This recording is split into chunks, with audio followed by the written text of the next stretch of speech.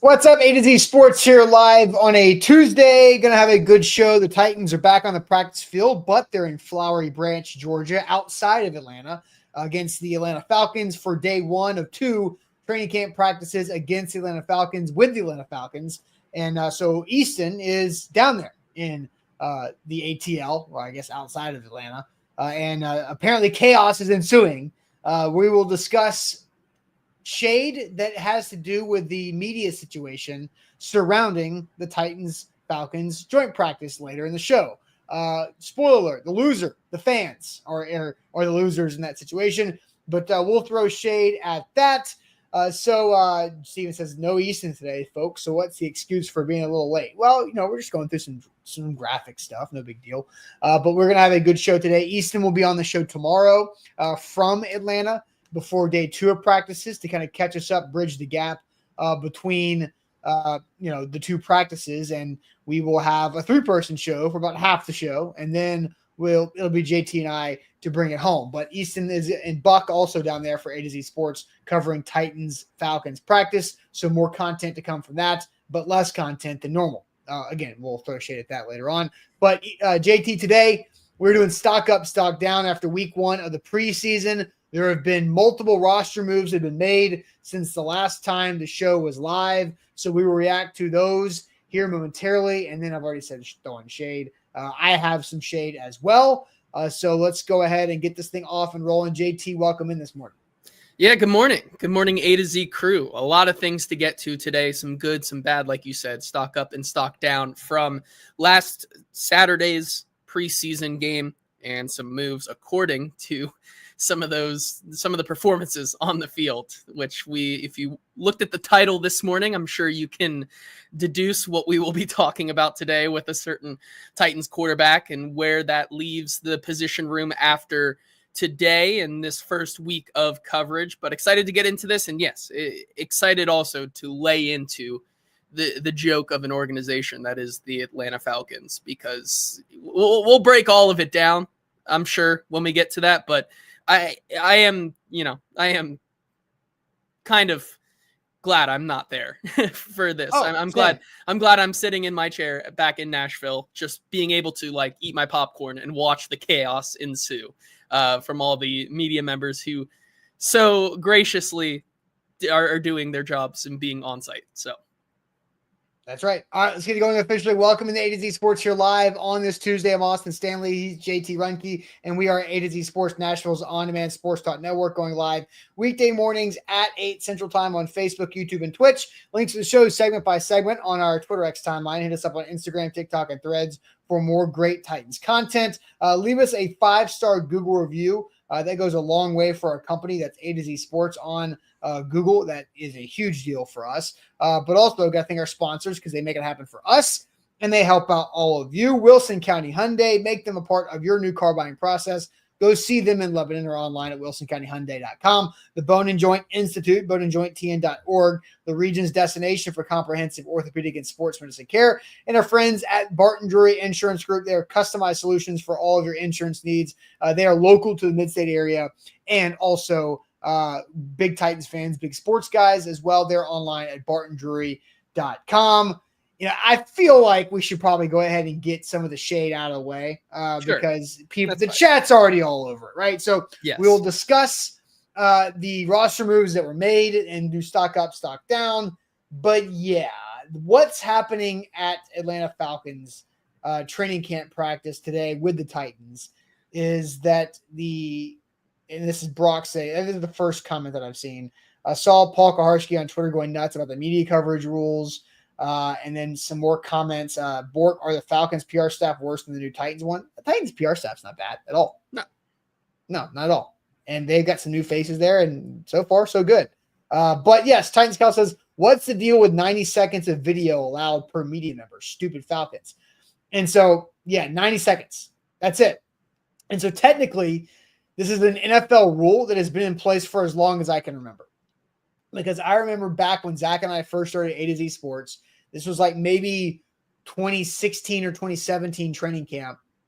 We had a meeting with Titans PR at the time talking about our way of covering training camp, which was more new age, more Instagram, more is pre-TikTok, but more Instagram and Facebook video and YouTube video that hasn't been the norm at Titans practice at that point. And there was always this rule in an NFL rule, 90 seconds total allowed of video from that day of practice. That includes practice clips, that includes press conferences of coaches, that includes interviews and press conferences of players. 90 seconds per media outlet is what it was called.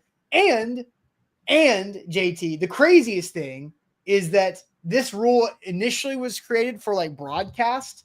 And so they wanted that content to have an expiration date of like 24 hours. And we were like, no. so previously, the Titans have never done this. I don't know of any team, because we've got people around the NFL in A to Z Sports that are covering training camp and covering practices and other teams. And this has not been anything that I've remembered. I haven't thought about this 90-second rule since that 2017 situation or whatever it was. And here we are, Easton Freeze, Buck Rising, Paul Kaharski, Teron Davenport, Nick Suss, Terry McCormick are just the ones that I'm fully aware of that are down there in Atlanta to watch 2 days of joint practices. And Buck and Easton can combine for 90 seconds of video content for A to Z Sports today. And that includes press conferences. So here's how dumb it is. If there is one question asked to Lloyd Cushenberry, and Lloyd Cushenberry talks for more than 90 seconds, that's it. That's all you get. That's all you got for the day. That's it.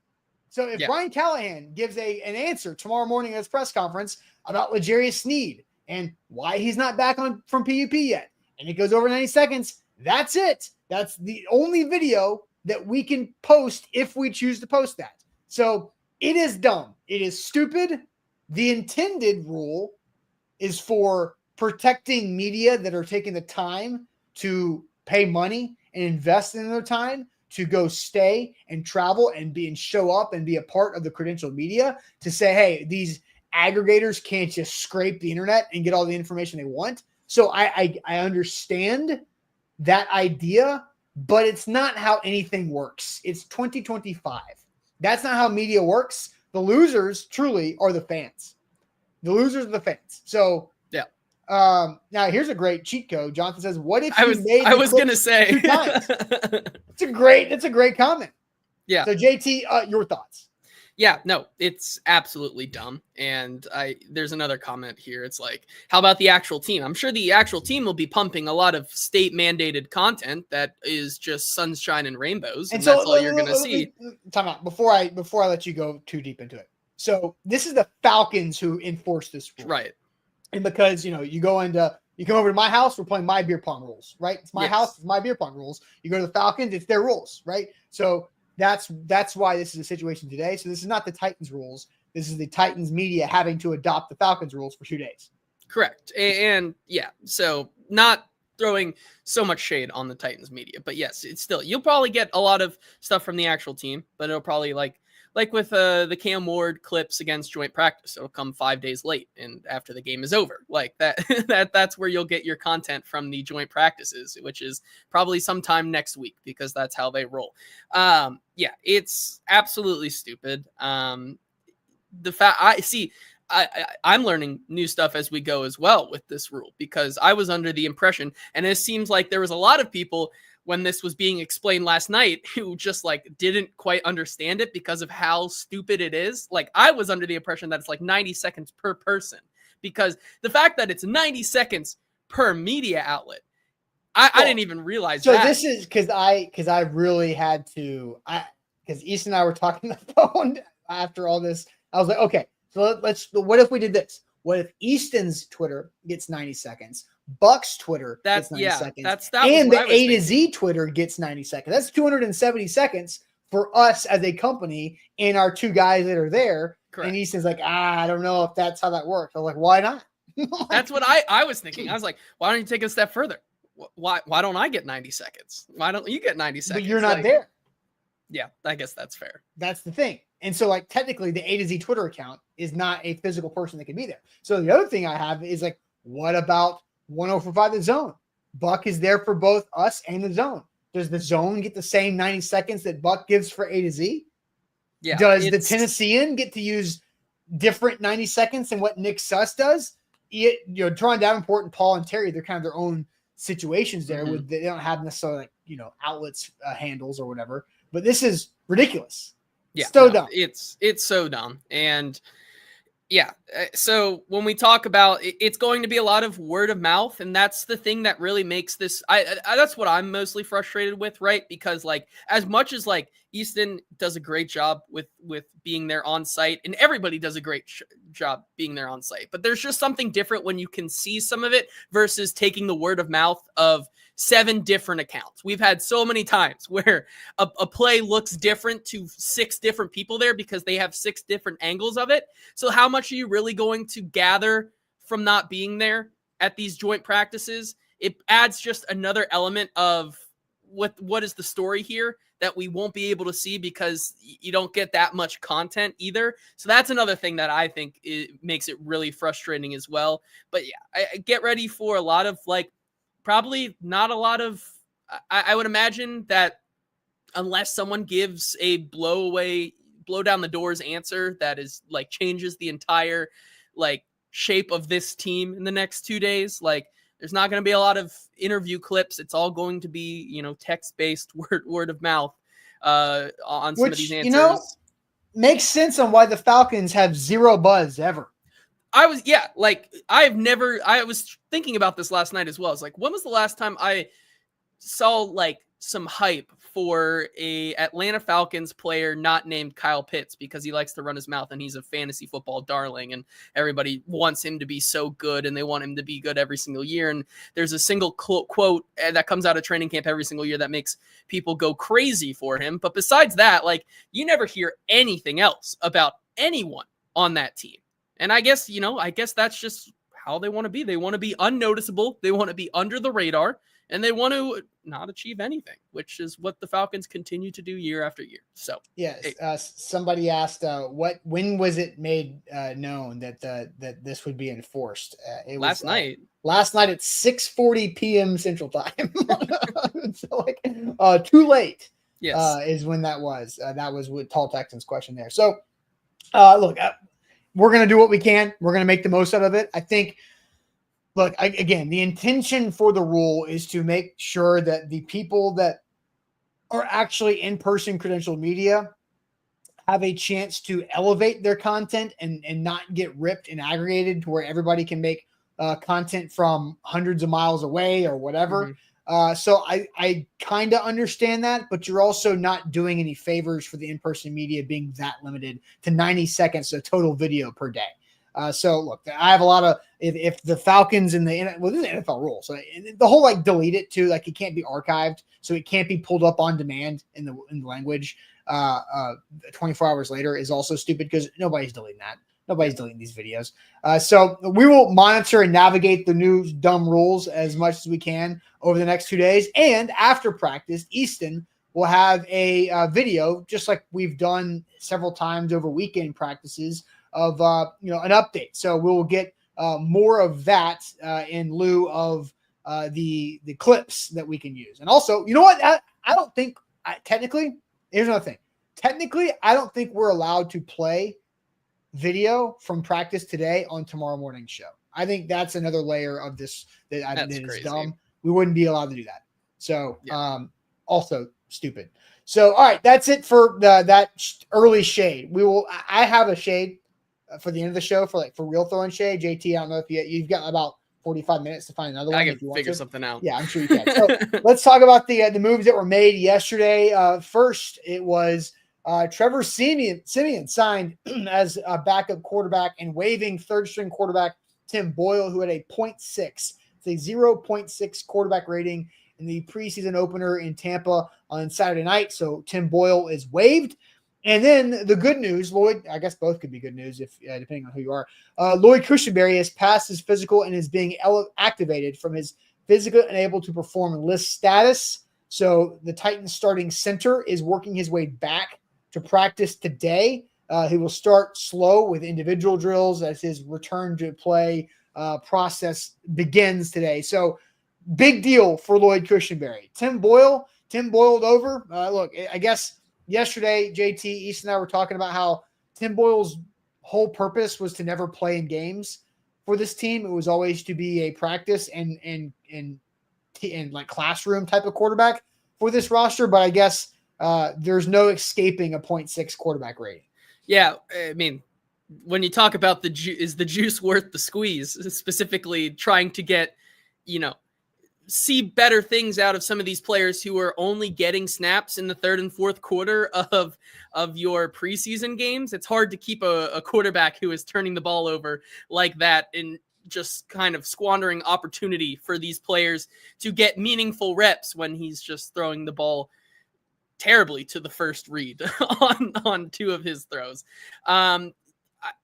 Trevor Siemian, once again, it does not move the needle. He was here last year as well. He is that replacement. I think the thinking is here that he's another guy who Brian Callahan knows pretty well. I'm assuming thinks of him highly as a quarterback who is helpful in the room, in the classroom, watching film, things like that, out on the practice field.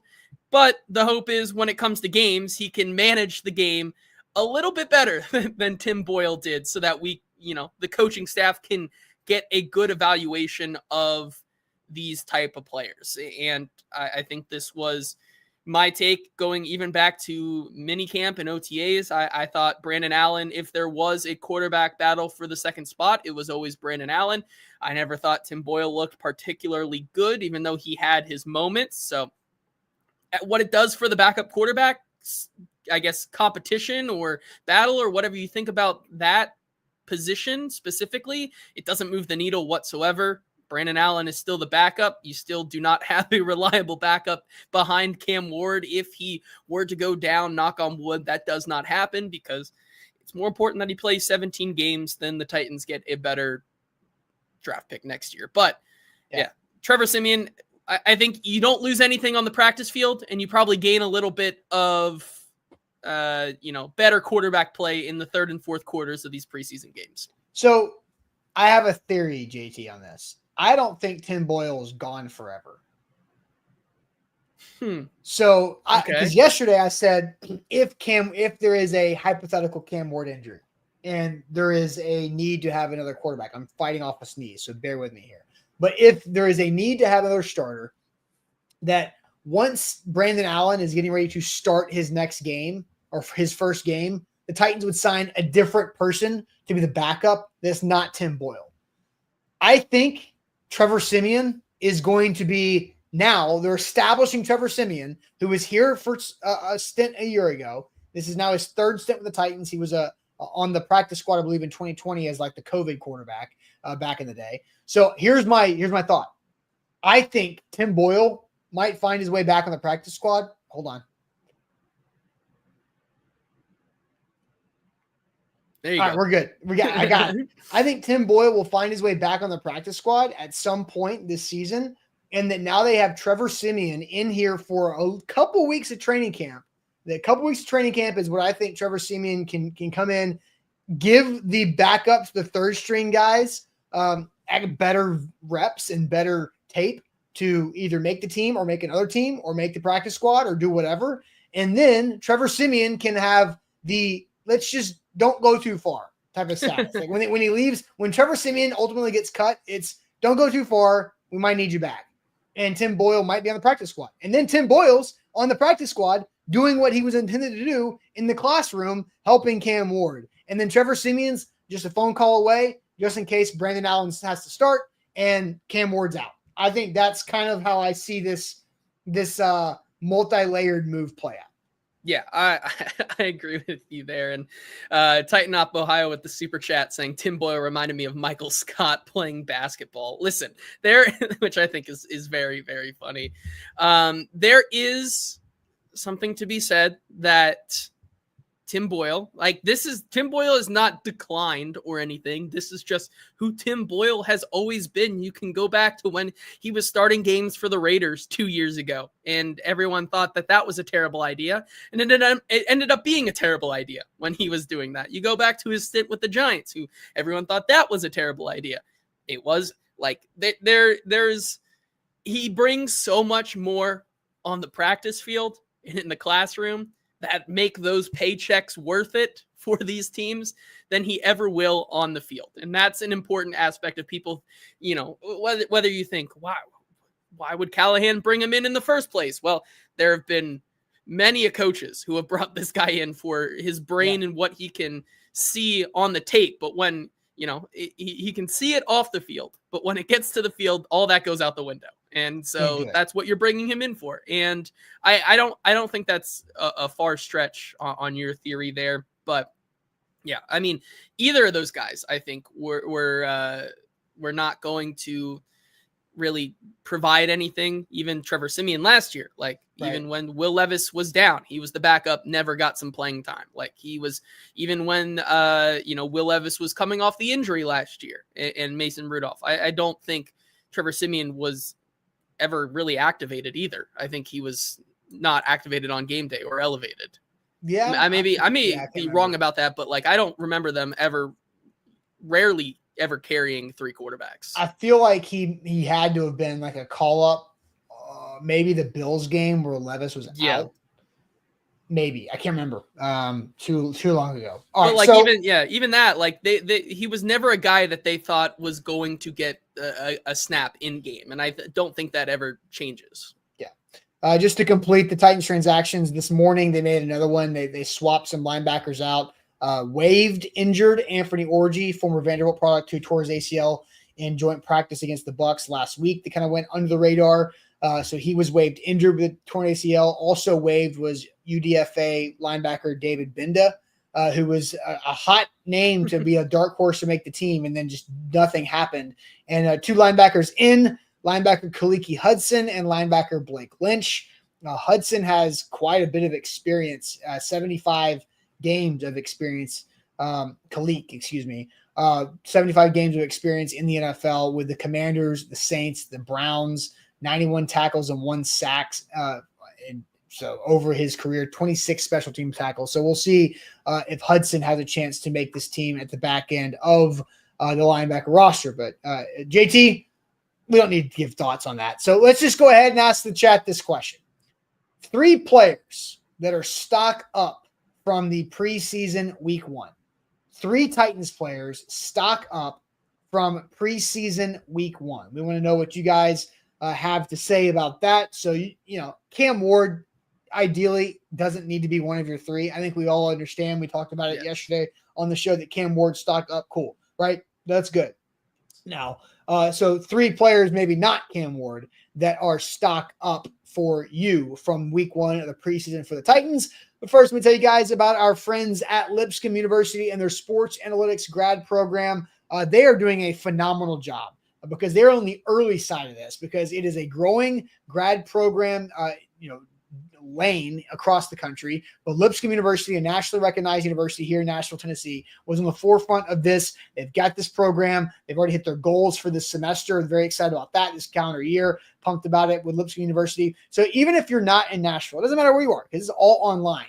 And if you want to turn your passion of sports into an actual career, to be able to create income for what you love, talking sports, researching sports, how many times do you find yourself at your actual job researching something with sports? Whether it's fantasy football or just what you think your team's chances are to win and beat this matchup, that matchup, whatever it may be. Maybe it's baseball, maybe it's basketball. It doesn't have to be football, but Lipscomb University has a sports analytics program. It's a grad school program to go back to school all online to set you up to make that passion your actual career. So check them out online with Lipscomb University Sports Analytics. Excited to get into these stock up and stock down with you guys, but first, got to mention, if you're just joining us, to like the show. It helps us so much more than you think. Super simple. Just scroll down there, hit that like button, and then make sure you are also subscribed to the A to Z Sports YouTube channel. If you aren't, just make sure you hit that as well. Make sure you're liking the show. And then if you could, leave us a 5-star review on Google. Just simply search A to Z Sports. That is ATOZ Sports. Leave us a 5-star review. Helps us out a lot. Excited to bring you guys coverage for what is going to be a very exciting 2025 season. And with that, Austin, we can get into some of these players who a lot of people had stock up on in Saturday's game. Orlando starts us off here with James Williams, Bustin' Diamond follows it up with James Williams, Calvin Ridley, and Jackson Slater. Ryan Field says Mullins is a stock up, clearly RB2, of course, with the Tyjae Spears news there. Chris says, can the entire... I don't know. Let's pause on that. You want to start with this one? Yeah, like Julius Chestnut got run before Mullins did. He did. This is true. But here and I'll say this. It's also Mullings. There's a G in there. True. Yes.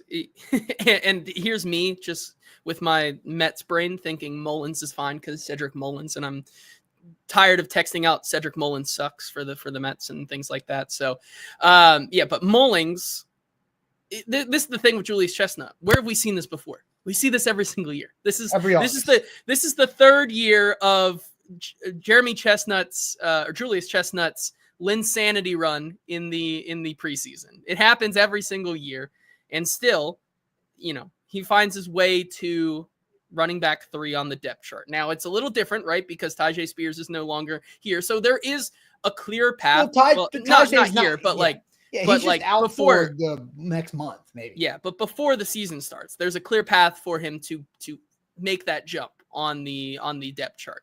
However, this is what we see all the time, and I think Kalel Mullings brings a lot more on that running side of it than he does on the special team side. I think Julius Chestnut does vice versa. So I don't see anything where Julius Chestnut, in terms of running the ball, is eclipsing a guy like Kalel Mullings right now. Now, also to go back to the answer, I say you can answer this question with stock up backup running backs because the opportunity that they now have because Tajae's out the rest of the preseason to be able to take advantage of it and maybe separate Mullings from Chestnut or the other way around. So I think it's in Borcast who get more snaps, Chestnut or Mullings. I'm not entirely sure, but Julius Chestnut, I believe, had I'm pulling up the box score here that I had left open. Mullings technically had 7 carries for 33 yards. Julius Chestnut had 3 for 18. So a 6 yard per carry for Chestnut and 4.7 for Mullings.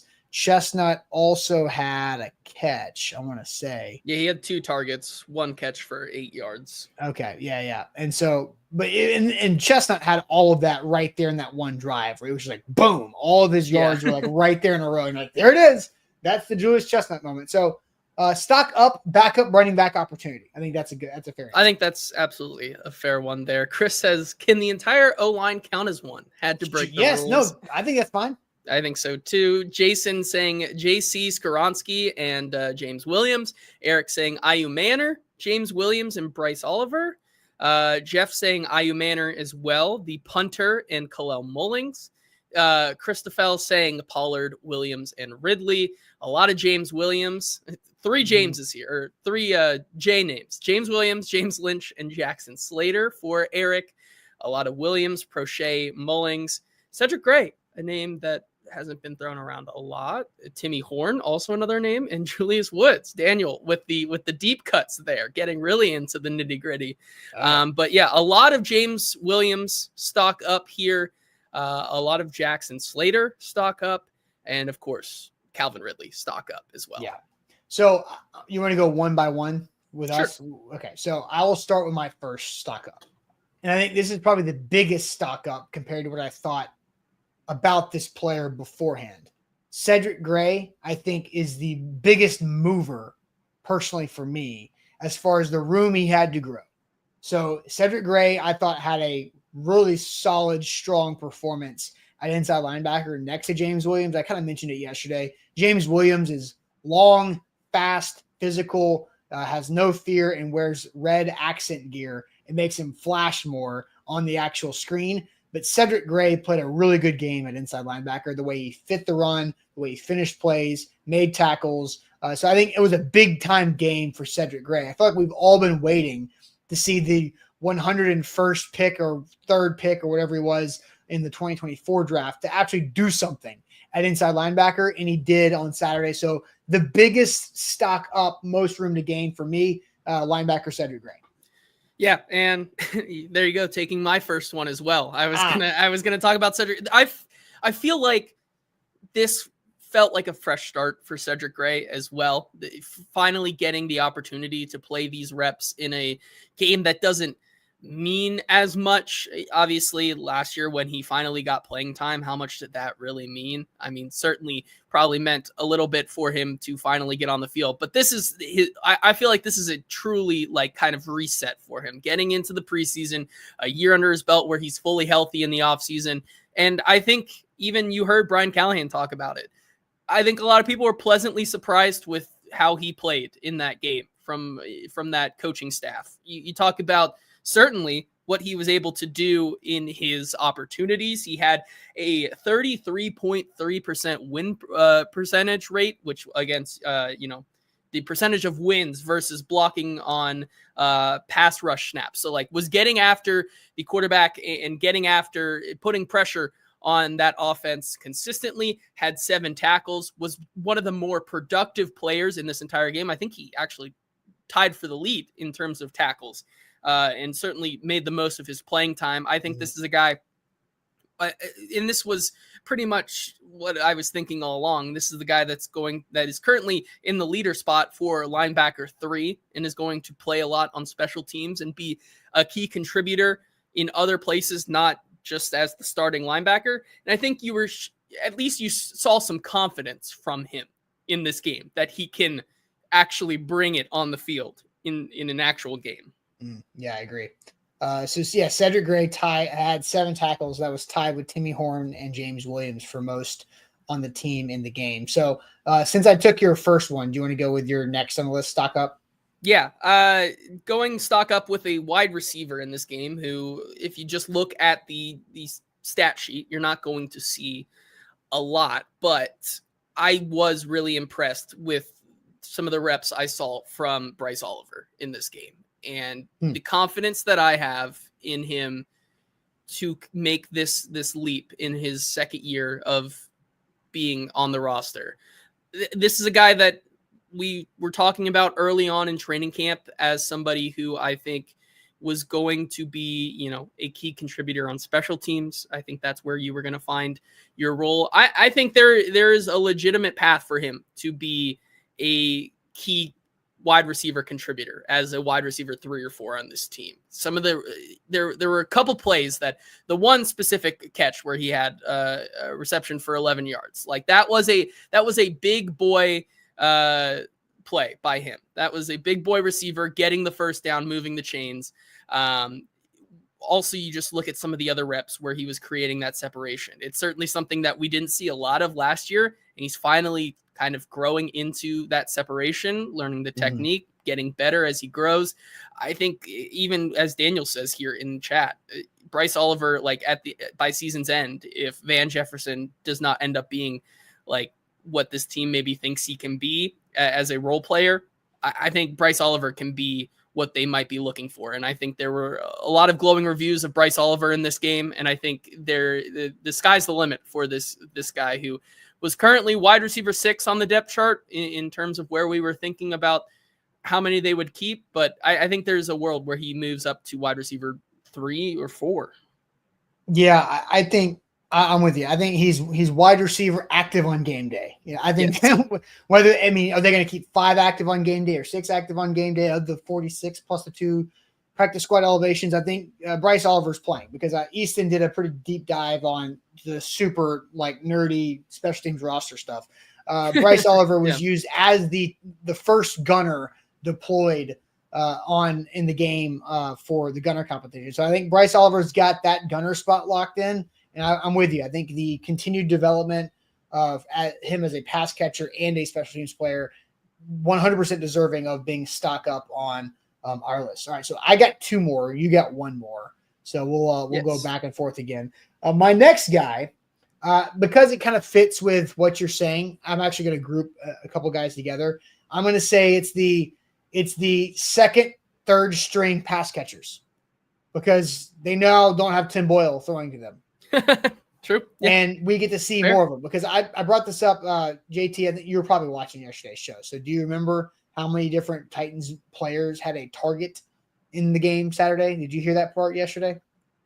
I think I did. I don't remember off the top of my head, though. 20 players had a target in the passing game, at least one on Saturday night. So 20 players, only 15 catches. There were, looks like my count is 8 players that had a target without a catch on Saturday night. And so I think you see guys like Chimdike, who only had 1 catch on 2 targets for 6 yards. Alec Manor had 0 catches on 2 targets. Xavier Restrepo, Mason Kinsey, James Prochet. I think it's those few guys. That's who I'm looking at to have stock up. It's the roster bubble receivers and the rookie receivers that are not roster bubble receivers, but stock up for those developmental wide receivers to actually have a shot to do something productive in the game. So that would be my second stock up to kind of pair with your Bryce Oliver. Yeah, there was a lot of opportunities for a lot of guys, and I just pulled it up just to see it. In terms of the stat sheet, a lot of zeros as you go down. It's like Calvin Ridley with 3, everyone else with 1. Jordan Mims had 2 receptions for 5 yards, but then it's just 0, 0, 0, 0, 0. Like, I mean, certainly I think you can get better performance than a 4 for 13 and, like you said, 0.6 quarterback rating from Tim Boyle. Stock up definitely for them there. My last one. Yeah, I'm going to go back to I forget who said it, but whoever was cheating by saying the offensive line as a whole, which I don't think is cheating at all. I think the offensive line absolutely deserves to be stock up after this week. Now, it is a grain of salt, right? I do think you have to bring a grain of salt to it. They were playing against a lot of the 2s, but I think that no matter what kind of competition that they're going up against right now, if they can just continue to get the reps together and now even stock up with Lloyd Cushenberry coming back, which I think is a good sign that he's not coming back with 2 weeks to go before the season. He's coming back with about 3.5 or so weeks, which I think will do wonders for this team as he ramps back up. Certainly if he can get some of that, get some reps underneath his belt, maybe next week in the preseason game, get that final go through. I mean, and Lloyd Cushenberry's got 3 weeks of practice before game week. Correct. Yes. So 4 weeks of practice, 3 before game week practice. Yeah. Yeah. And so I think it's really good that he is getting back this early, because that the I guess consistency and the timing that he needs to have with a guy like Kevin Zeitler, who also wasn't out there on Saturday's game, but as much cohesion as they can get as possible to start the season. And for Dan Moore, Peter Skoronski, JC Latham, regardless of the different level of competition, to get these reps in and look good and not, be concerning. I think that's continuing to be a bright spot for this team. Dan Moore, or like someone said in the chat, Dan Moore, I think stock up. You continue to not hear his name, and I think that is a good thing for this team. I think he played fine. I think he's been serviceable. He certainly in that game didn't have a lot of reps that I thought, looked terrible, or like everyone was thinking the world was ending with Dan Moore last week in practices and whatnot. And so I like where this offensive line is at right now, and adding Lloyd Cushenberry back into the mix and into the fold, I think it's stock up for the entire offensive line. I think that's legit. So I'm monitoring. I'm seeing people start to put out video from practice. So I'm going to start counting to 90 seconds for some of these because there's a couple of injury notes to get to. Paul Kaharski and others saying that Matt Landers is in a boot on his right foot, and he will not practice, and Jalen Harrell will not practice.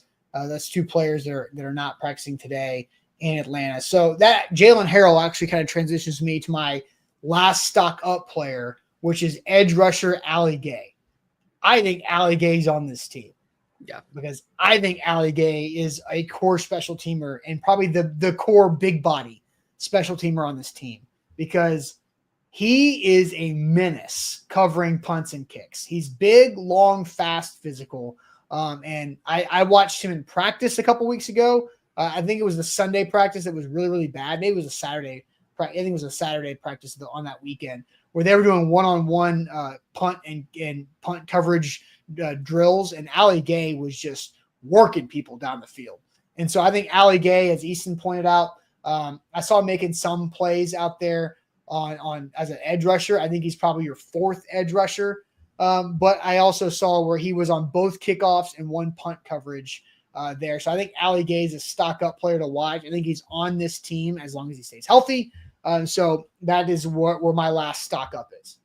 Yeah, I think so as well. I think when you're talking about the edge position, is there a conversation to be had where Jalen Harrell is not making the edge position because of how he's looked? Because I think this team really likes Jihad Ward, who I believe he had the lone sack on Saturday, or was part of the sack that the Titans had. Like you have those two guys who I think you could reasonably say have a good shot of making the roster. And then you have the other three in Arden Key, Femi Oladejo, and Tremont Jones. Like, do they keep six? I don't remember exactly how many they kept last year, but like currently I think Jalen Harrell is probably that sixth guy, or maybe even in contention to fall out. Yeah, well, and who knows what, because he got hurt in the game, and so yeah, who knows? And it was like a visual, like injury timeout kind of thing in the game Saturday. So we'll figure out how long that injury goes on. I do have an update from the media rules. Orlando asked, what are the new media rules? Because I kind of mentioned that. So 90 seconds of total video from practice and interviews, including players and coaches. However, guys walking in the parking lot from putting their pads on to the practice field, those are free seconds. So there's videos and content images out there of L'Jarius Sneed. There's other players that are walking and making their way from wherever building they got dressed in to the practice field. It's quite funny. I'm looking at some of this video, and there are players walking in, and like, yeah, everyone seems to have to ride a shuttle or a bus to get to this place, which I think is very funny. Now I get it for the Titans, but like having to walk all the way from outside of the gate into the practice facility is quite funny. It's kind of like it's Cincinnati Bengals behavior, having to walk across the street like that. Because look, Teron Davenport has 18 seconds of Lloyd Cushenberry walking full pads through a parking lot. And Paul Kaharski PK has 1 minute and 22 seconds of players. That means he's got 8 seconds. No, they're free. I know. Those don't count. So I was like, okay, those are free. I guess that's man, what a weird, stupid thing. And so if you missed our throw-in shade that led off the show about the Falcons enforcing the NFL rule that nobody else enforces, then you can go back and watch that at the very beginning. I'm sure that was entertaining. But all right, let's get the stock down here, and then we'll actually throw shade too at the end of the show. So 3 stock down players from week 1 in the preseason. So if you've got them, stock down players now on the show, 3 stock down. But first, I'm going to tell you guys about the Bone and Joint Institute, boneandjointtn.org, the region's destination for comprehensive orthopedic and sports medicine care. Easton has a phone call this afternoon with one of the lead physical therapists at the Bone and Joint Institute for a story that he's working on for A to Z Sports.com. And that's the great thing about the Bone and Joint Institute. They're all about sharing the knowledge and how can they make you smarter dealing with your injury, or how can they help make you smarter as a Titans fan talking about a specific injury that's ongoing with one of your up-and-coming players. And the Easton will have that out later this week at A to Z Sports.com. But the Bone and Joint Institute, they've got the region's destination for comprehensive orthopedic and sports medicine care. When an injury happens in life, you have to know who you can go to, who you can trust every step along the way, from the clinic, the diagnosis, the potential surgery, the physical therapy and rehab afterwards, all the way through. They've got you covered with a great support staff and great doctors as well. Online, boneandjointtn.org. Yeah, if you're just joining us, make sure to like the show and make sure you are subscribed to the A to Z Sports YouTube channel. It goes a long way and doesn't take you all that much time. Just scroll down, hit that like button. Make sure we are liking the show today as we talk about the players who are stock up and now stock down from Saturday's preseason game. We can start off here a lot of different answers, but then a name that continues to be said. Jake saying stock down Jalen Duncan, Xavier Restrepo, Johnny Hecker, which I think is one that we will talk about. Jeff saying Restrepo and Spears, Eric Castillo, Mike Brown, Xavier Restrepo, and Tim Boyle. But don't worry, Eric. Tim Boyle can't hurt you for now. He is gone. Jonathan saying Restrepo, Boyle, and Wiley. Tighten Up Ohio saying Jefferson, Allen, and Brown. Restrepo, Boyles, and Spears. Orlando Jones says stock down defensive line depth has been the case all offseason to him. Clayton Smith saying Sneed, Restrepo, and Spear. Joshua saying Femi, DBs as a collective, and Spears. A lot of Femi Oladejo, who didn't have a great game. So, Spears. Let's pause on Femi. Let's pause on Femi because obviously he's the second highest pick in this draft and correct transition in the change. What did you see from Femi? Because I did not see Femi as like glaringly bad as I think a lot of other people did.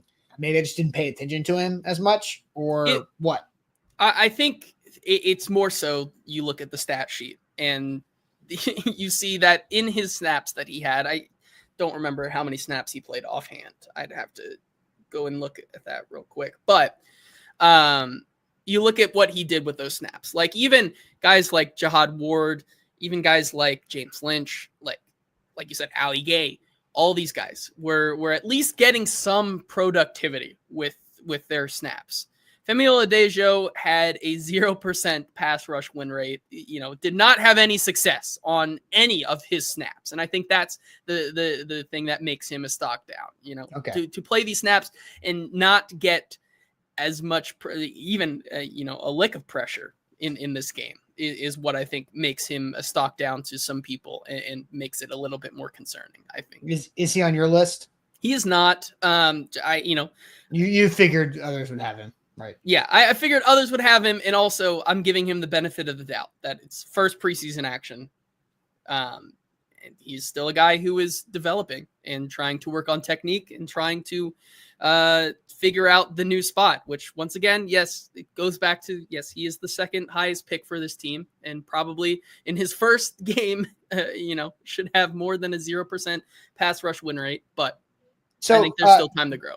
Brian says, put the tape on. Femi had a great game. He only had one pass rush attempt. And that's, I don't know. I'm not watching the tape. I got other things to do. But as far as I have a hard time judging a lot of like positions that don't have clear stats, it's hard to judge in the preseason because especially when you're in a rotation of a lot of different players, like an edge rusher, and you're somebody that the team's going to count on and your snaps are limited, it's sometimes if you played one or two series on defense, what if they just ran the other way like 3 times? And or if they just didn't give you a good pass rush opportunity because of the play calls and the situation of that limited action. And so I don't know if he only had one pass rush. I guess via the stats, he didn't have a single pressure and didn't have any success. I don't know if he missed his assignment. It's hard for us to know that watching just TV copy, especially when we have limited replays of said TV copy when watching the game. And so, and I don't know what, I think they're going to deploy Femi in such a unique way that I don't know how to evaluate him when he's not making a tackle, Yeah, I agree. So who's your first stock down? Yeah, my first stock down is another name that people were continuing to say here in the chat, Xavier Restrepo.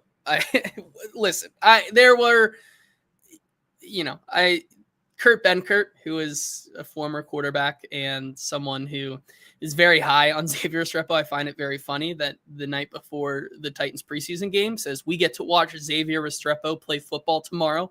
Once again, stoking the flames of the Xavier Restrepo hype train for him to, in 2.5 quarters of play, record one snap, one special or two snap special. Yeah, because he had 2 targets on. He did. Offense. They were back-to-back plays. Yeah.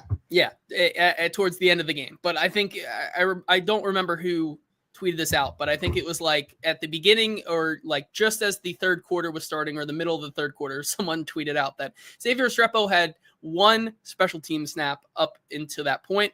then finally got some run towards the end of the game. And I still don't think looked particularly good. Obviously catching passes with Tim Boyle is a hard thing to examine and to watch. But once again, I do think that you're seeing the reality of where Xavier Restrepo is on this roster. It's something that I talked about all the way going back to when he was a UDFA, that this is the group that he was going to be with. And I know people are in the chat saying, why don't we get Restrepo and Cam? Like, there's no reality this preseason, maybe outside of a single series in the third preseason game. Like maybe that second drive, if Cam gets one in the third preseason game. There's no reality where Xavier Restrepo is getting reps with the ones in these games. So here's my problem with looking at Restrepo, because somebody said he had 11 snaps, the same amount as Kinsey. And they were late, no doubt. But yes. Jaquan Jackson is not making this football team, right? Correct. There's no chance. Restrepo has a chance to make the team. Jackson does not. But Jaquan Jackson's getting earlier practice or earlier game reps than Restrepo. But in practice, over the last handful of practices that we saw, Restrepo started to bleed up a little bit into the 2 rotation, where Jaquan Jackson was not. And so I'm curious to see maybe how practice or game reps change for Restrepo against the Falcons Friday night. And if he gets more of a run, and because Trevor Siemian might be throwing passes, 5 days into his being on the team, if it's a way for him to show more, because the 2 targets that he had from Tim Boyle, there was 0 chance. It didn't matter who the receiver was. Tim Boyle just airmailed one of them and then threw directly into a defensive back on the second one for Restrepo, yeah. where he didn't have a chance. Yes. It was a bad the decision. The throw should have never been made. It felt like it was forced. And so I'm gonna wait on Xavier Restrepo being a stock down because of how bad Tim Boyle was, and the fact that Alec Manor had the same exact type of production that Xavier Restrepo did. 0 catches on 2 targets, and I feel same thing with Mason Kinsey. 0 catches, 2 targets, all 3 of those guys. So I'm going to wait, and I'm just not going to jump because of how awful Tim Boyle was in that game. I think that's a fair way to put it. I just continue to, it's more of a stock down on the Xavier Restrepo in the expectations that people are having for him to, finally get in game reps. And people were saying it's time to see Xavier Restrepo, and people still just questioning why he's not being, catching passes from Cam. It's not going to happen until, like you said, maybe this week, Trevor Siemian, maybe he does get 2 or 3 catches in this game later in the game. And then maybe we can have that discussion again.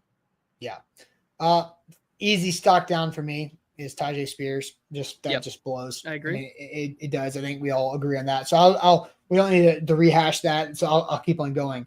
A stock down that I also had was cornerback Jalen Kimber, because he just got annihilated on a couple run plays where he just had no shot at setting the edge and just made terrible plays. Now, one of them was a blatant hold that didn't get called.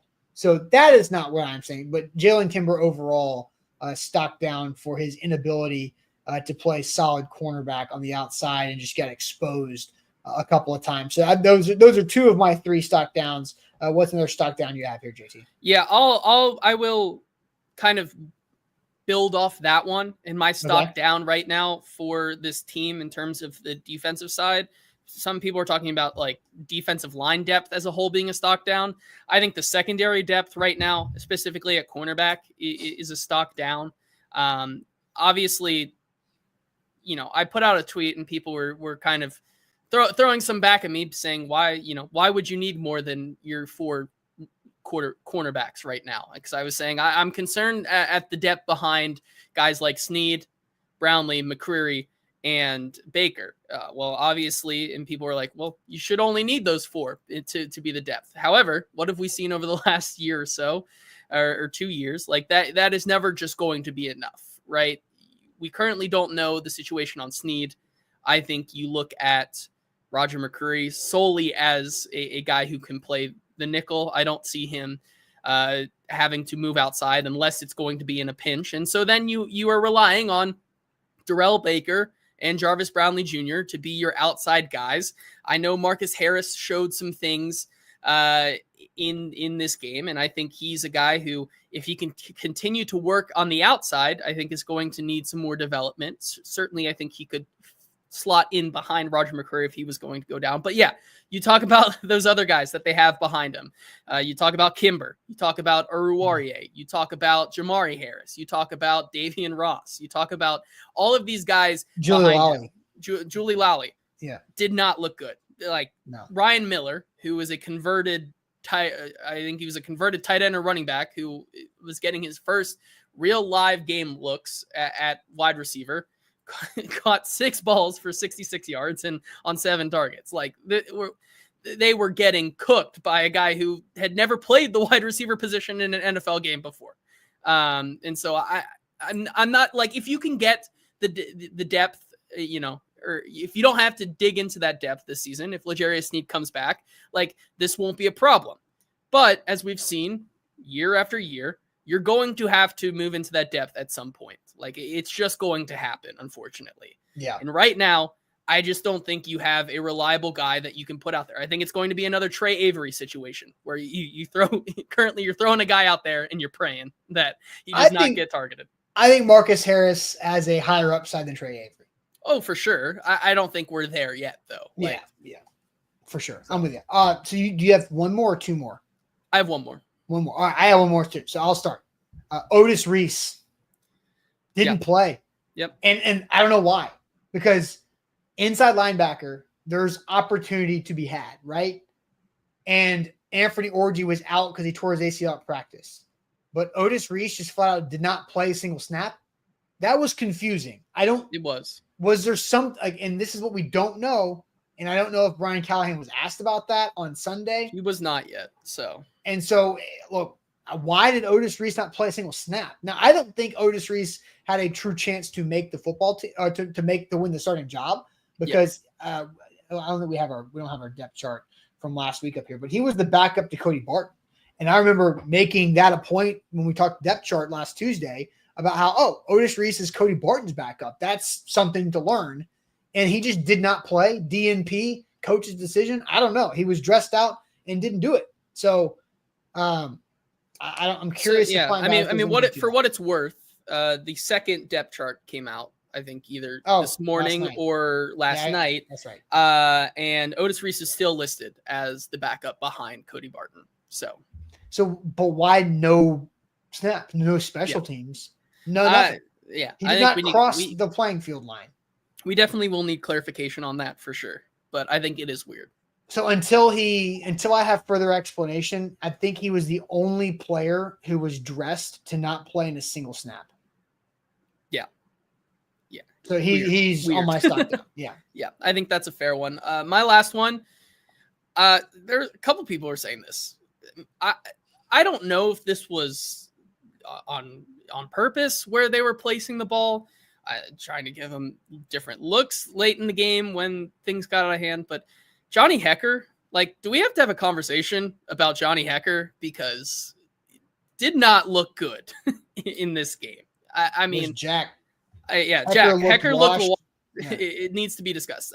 Do we have to have a conversation about this? And, certainly people will probably ask questions to Bones Fossil, and he'll probably give his glowing review as he does and think he is wowing in camp. But Johnny Hekker, there was at least I know the final line for him. I think he had four punts for 178 yards with a long of 53. So there was one that 53 yards that'll play.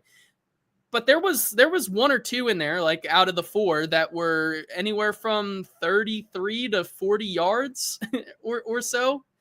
There were some bad punts, and I'm not saying that the Titans are going to actively look for a different punter, but I'm not sure what was going on there, and I'm thinking we may, if this continues, are going to have a conversation about the punter once again.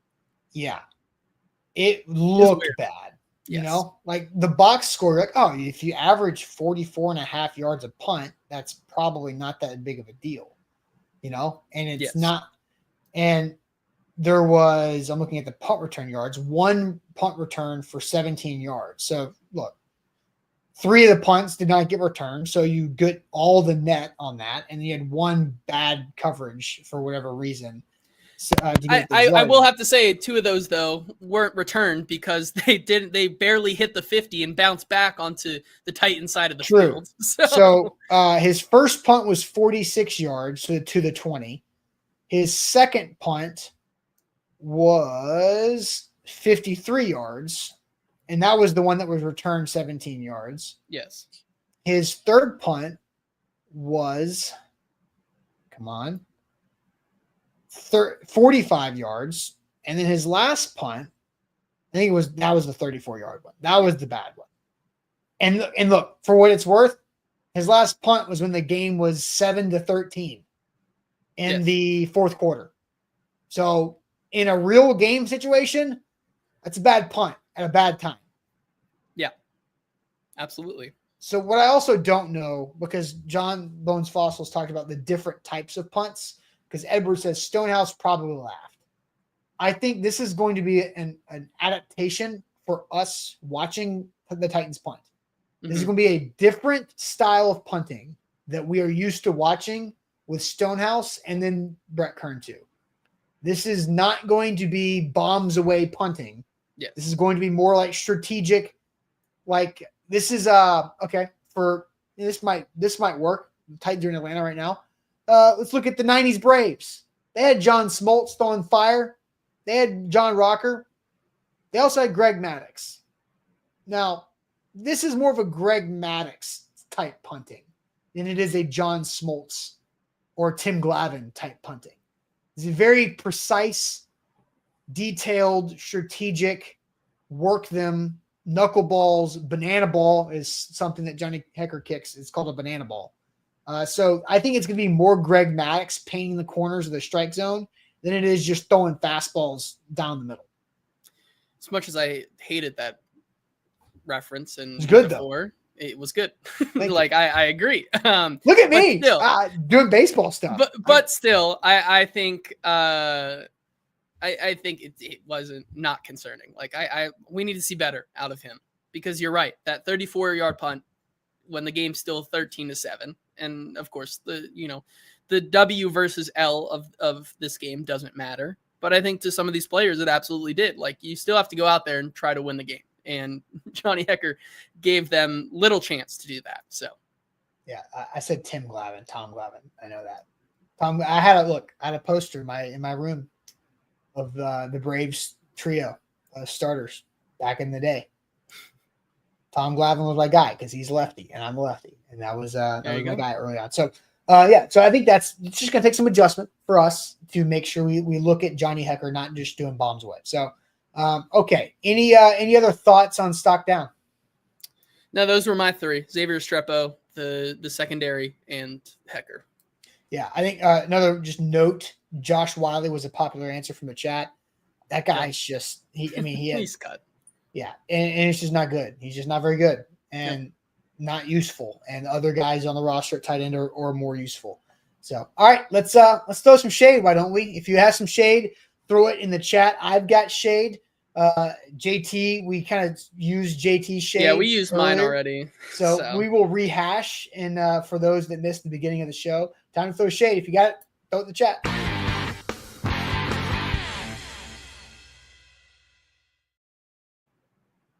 Shout out to Wilson County Hyundai. Make them a part of your new car buying process. Go see them in Lebanon or online. WilsonCountyHyundai.com. Payne Bone will do a great job of finding you your next ride and helping you save money. Again, in Lebanon, WilsonCountyHyundai.com. Shade time on this Tuesday to wrap up the show. So I'm going to just reiterate. JT, I'll let you reiterate the shade that we stole early on because we talked about it for like 10 minutes. Yeah, I think it's a good thing to kick off the show. But what's happening there with the Falcons and the practices? Certainly. The Titans. Well, I guess the Titans are having to adhere to the Falcons rules they're adhering to a rarely enforced NFL limit rule that has been in place, but most teams do not choose to enforce it, where 90 seconds of video is allowed for media on site. And that includes pressers. It includes the media availability. It also includes highlights in practice reps. That is 90 seconds of total footage allowed. And that goes for, both Easton. It goes for the A to Z page. It goes for all of the guys that we have boots on ground there. They all get 90 seconds. And it's frustrating, right? Because I know a couple people also, after I kind of said this, we're sharing in the chat. I'm not saying that people there do a bad job at their job, but when you don't have some of the video of one-on-ones or some of the practice, it gets hard when you have 7 different angles and 7 different people looking at a play 7 different ways to get a clear picture of what's going on at joint practices sometimes. And so how you use your 90 seconds of video, certainly I think it's going to be a challenge for a lot of people. I throwing shade, I guess this will also be my shade. I'm excited to see, it's all love, but I'm excited to see how Terry McCormick figures out how to use his 90 seconds of video for sure. Certainly when he's also asking, clicking on his phone and saying, Siri, take a screenshot. If that guy can figure out how to cut video and make it into 90 seconds, I will be impressed. But it's going to be interesting, and you're going to see more video today and tomorrow of the Titans walking in a parking lot to practice than the actual practice. That's true. You're right. Yep. You're absolutely right, because the parking lot seconds don't count. They're free seconds. God, correct. So stupid. All right, so I'll get to some shades here that I favorited as we can roll through them before I get to mine. Jack Longley saying Oklahoma quarterback John Mateer deleting his gambling leaked picks and Venmo transaction. Man was caught red-handed betting in college football. I have not seen the screenshots, but I've heard about it. Did you hear about this? I saw them. Now, this was like the date on them were like 2022. Was John Mateer in college then? Yes, that was his freshman year. Okay. All right. Yeah. That was my question. That was my question. I was like, wait, 2022, we're in 2025. Like, was this kid just doing this like in high school or here's the other thing. 21 is the legal age for this too. So there's multiple infractions going on here. Yeah. If that is the case, even if he was in high school, you can't bet legally, sports bet in high school. You gotta be 21. So I've done enough ad read disclaimers to know all the rules on that. And also for any college athlete or any college athletic department employee, it's very strict. Like they can't fill out, if you are employed by an athletic department in Division I, you cannot fill out a NCAA March Madness bracket. Yeah, I've played in a couple of fantasy football leagues where there can be no prize. Yeah, because So Ryan says shade on the Titans letting Landry go to see how bad the pass rush is. Well, Harold Landry also is not a good football player, so you can give up on that one there, Ryan. Boston Diamond says shade to Nike for that Shador ad after one preseason game against the Panthers backups. I mean, he had a good game. He had a good, but I will agree, the ad is crazy. One preseason game. It's just par for the course. Like that's exactly, you would expect Shador Sanders to have some type of it just didn't fit. Like it's a preseason game. It's awesome. Like not knocking the performance. Just don't his blow it up. Entrance also was very funny after wanting to be very humble and keep a low profile, and makes an entrance to his own rap music all about himself. Like, oh wow. Ashley says shade on Vikings fans or any fan that's an uproar over male cheerleaders. Weird behavior. Yeah, I don't know what that's about, but like if you don't like it, then just don't care. I feel like every team has male cheerleaders now. So kind of need it if you want to do like the pyramids and stuff. Like that's very true. If you want to do like stunts and stuff, throwing shade on all the Vol fans saying Brazel's speeding while driving, suspended license isn't a big deal. I mean, relative to what big deals? It's a dumb deal. Like so Chris Brazel's a Vols wide receiver got arrested for speeding, not like going anything crazy. He wasn't doing Myles Garrett going 100 on the interstate, Shedeur Sanders style in Cleveland. Mm-hmm. But he was driving on a suspended license for a year. Like, it's dumb. It's stupid as hell. It is something that I expect college kids to do because they do dumb things because why not? I did dumb things in college. So I think it's compared to what? A big deal compared to what?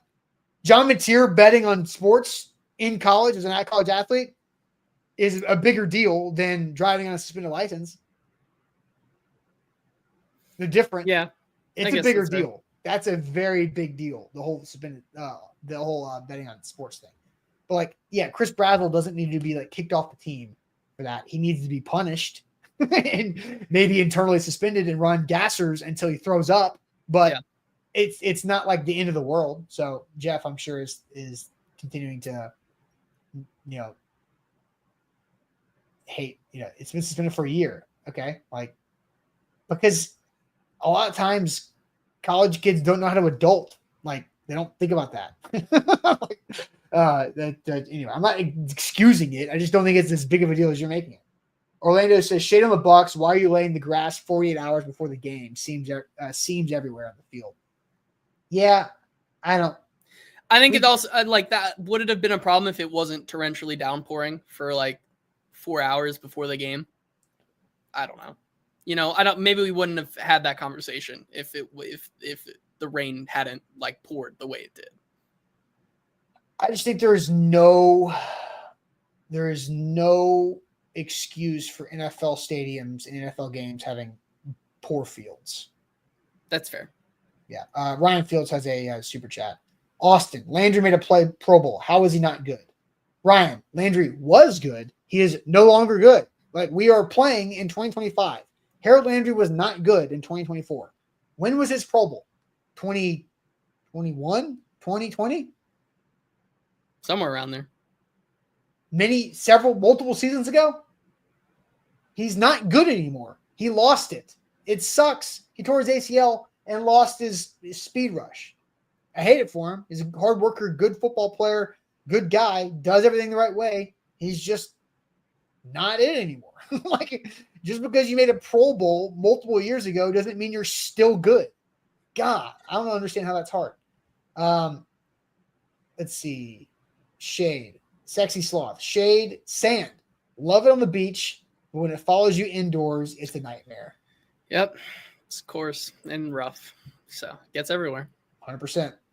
All right. My shade, and then we'll wrap this up. My shade, JT, is on news organizations that are creating website content and Facebook posts about stories that are very sensational that are not in their market for clicks. This is something that has gotten way out of hand.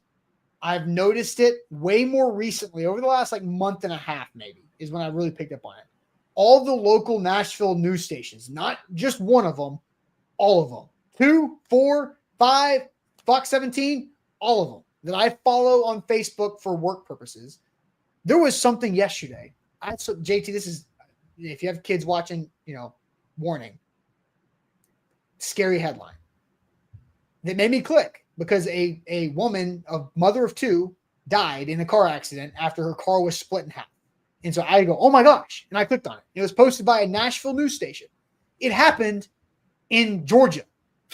Not like on the Chattanooga line, not on the state line, in deep Georgia. Was she a Nashville resident or any relation? No relation at all. And that's just one. But I've seen this so much is that news stations are taking national storylines that have no relevance to their audience and posting about it without any disclaimer saying, hey, this didn't happen here.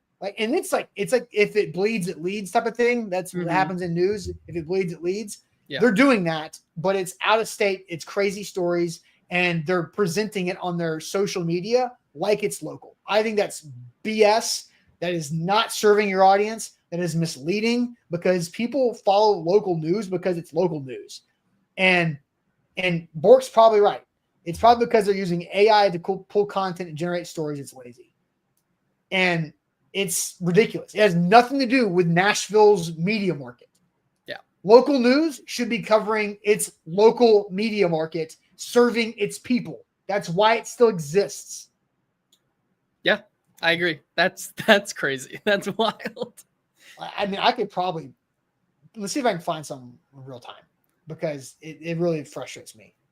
Like how like at what point do you think it's like do you think they do it like in a 300-mile radius? Like or No, like I think or are you getting stuff like Minnesota family like oh, here you go. Here you go. fire? This is 2 hours ago. A father of 3 has been identified as one of 2 victims killed in an explosion at the U.S. steel plant in Pennsylvania. Like, that's not yours to cover, Nashville. Like, WSMV4, that's not your news crazy. to cover on That's your crazy. Facebook page. But it gets 350 plus likes in 2 hours, so you post it. That is not how you're supposed to do this.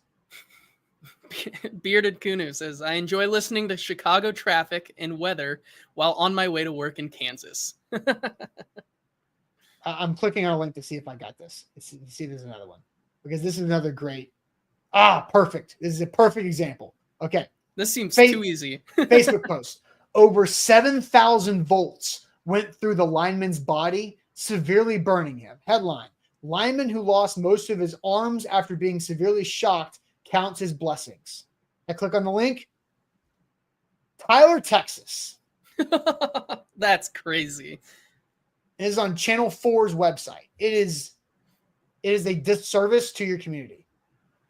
Yeah. I agree.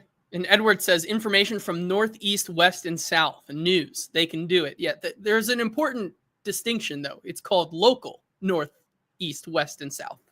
Not national. It is literally for engagement. Eric says he lives in Tyler, Texas, and never heard that. 7,000 volts, man. I mean, the guy's obviously alive and counting his blessings, as the headline says. But I mean, like, come on, that is not News Channel 4's story to tell. Yes, like it's almost like there's jurisdiction, you know? Yes, I agree. Let's see. Big Ten Jeff jumped over on YouTube for a super chat. Shade on the mom trying to smuggle her son out of the country after he killed someone racing his BMW in New Jersey. They were caught in Miami airport. Now that's wild. That's crazy. That's crazy. So, yeah, crazy. That wild. That is a good one. Orlando also says, could it be a fake story? AI, I know no, because it does, like, that particular article links. It gave, like, in the first line of the article, it credited the local Tyler, Texas news outlet. Oh, they ripped it from. Then that's crazy. It's just, but it's on like News Channel 4's website. They're just borrowing content that is irrelevant to their audience for clicks. As a news organization, it is disingenuous. It is misleading the audience. It's terrible. Yeah, that's crazy. All right. That's all we got. Let's see what 90 seconds Easton and Buck have to put together for us from practice today. Easton will have a live, not a live video because that's also against the rules apparently, but we'll also have a video from practice on YouTube and Facebook later this afternoon, recapping his version of Titans Falcons joint practice before he jumps on tomorrow morning with us for the first half of the show to recap and preview day 2. Buck Rising is live tonight from Atlanta for prime time at 7 Central Time. So make sure you guys check that out. We'll see you later on. Like the show, subscribe to the channel, 5-star Google review all around. We'll catch you later. Appreciate it as always.